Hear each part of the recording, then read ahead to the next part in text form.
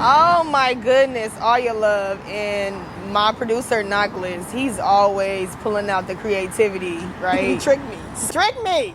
So he was like, when we got to the studio, he was like, just sing, do a little melody. Right. And I was like, hey, ho, ho. And I literally, you see my face?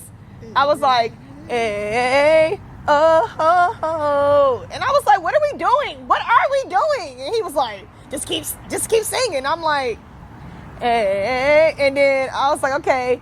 And he was like, okay, then you just start saying the first thing that comes to your mind, right? And I'm like, got you on my mind. And then now it's line for line, right? And it was like, don't think about it. And then that turned into, and then he comes up with it, I come up with mine, we go back and forth, we're going back and forth. Line for line, we're doing it back and forth, line for line. What sound good? Okay, what sound good? Oh, no, scratch that part. No, that you thinking too hard. And that's always, he always say, you thinking too hard. Just vibe out. And then that was that. And then... Don't overthink it. And then, right, don't overthink it. And then, Don Kennedy enters the chat. Go ahead and tell your story. Don't stay late at the barbershop. You get tricked into rapping on songs. Basically, I was here for a cut. We was actually jamming to it. It's an off-the-cuff track. I mean, they laid it down. I mean, everything was natural, and I liked the words. I liked how it was flowing. And my brother-in-law basically was like, hey, can you write a few lines? I'm thinking about adding like a little rap, a little, end part. And I was like, sure. And I kind of sat and I thought about what she was singing. And that's really what I went off of. Like, I just heard what she was singing about. And most of the times we out here, like, as women, we not really, like, projecting ourselves as sexual. And a lot of times it's the men that's like, oh, I'll lay it down. I can give it to you right or whatever. But I like what she was saying. And I was like, hey, man, as a woman, hey, I get down. So it's like I can be raunchy in the bedroom, come over, show me what you've been talking about, because you've been talking about a lot. So show me what it is. So I got that vibe. Exactly. I got that vibe from what she was talking about, and it took me about an hour to come up with something, and we took a couple lines out, added a couple things. My brother-in-law's a musical genius, so every single tip, it was like I just literally just like flipped it, and then before you know it, I was in front of the mic.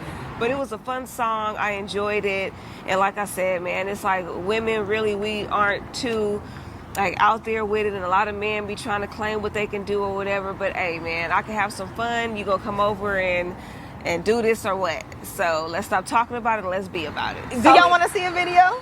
Hey, let us know. Let us know. Or if you want to see some visuals to the song, if you enjoyed it. I have a lot of connection with the name Dawn.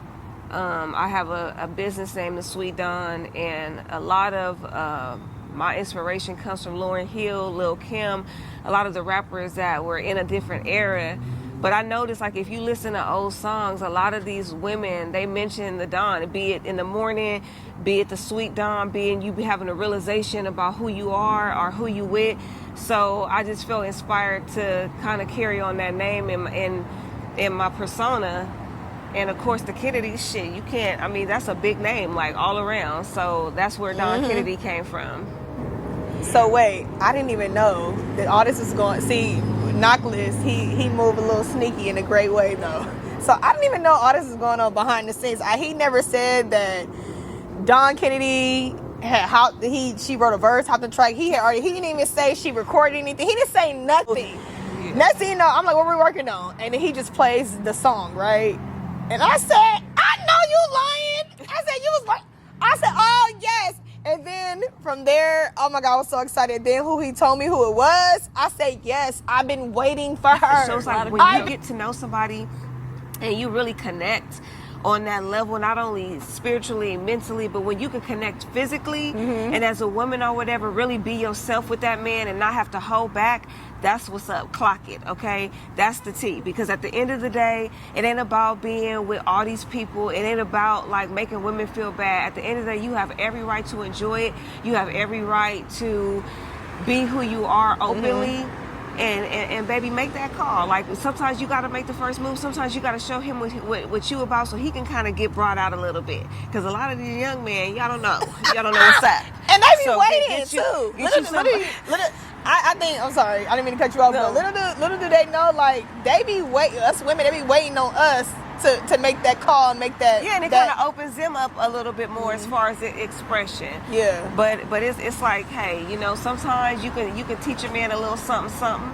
And you know, if he's for you, he's for you. But maybe he'll go out and rock somebody else's world if you don't make it. So it's like, oh, it was good. It was good to her. It's because of me. That part. Yes. Do you think that it's a little bit too forward for us to be sexually expressive, or do you think that it's a faux pas? And also, like, I want to hear from the ladies. Like, do you all just tell your man what you want, or do you expect him to just know? Tell us what you think.